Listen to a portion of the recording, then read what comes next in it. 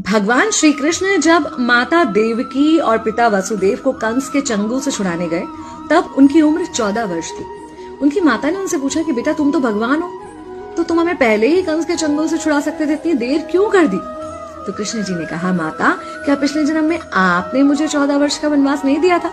माता हैरान रह गई, बोली ये क्या कह रहे हैं आप? तब कृष्ण जी ने बताया कि पिछले जन्म में मैं राम था और आप थी माता कैकेयी और आप ही ने मुझे 14 वर्ष का वनवास दिया था और कर्म फल से कोई नहीं बच सकता माता, इसलिए आपको 14 साल का ये दुख सहना पड़ा। तब आश्चर्यचकित होते हुए माता ने पूछा, तो फिर यशोदा पिछले जन्म में कौन थी?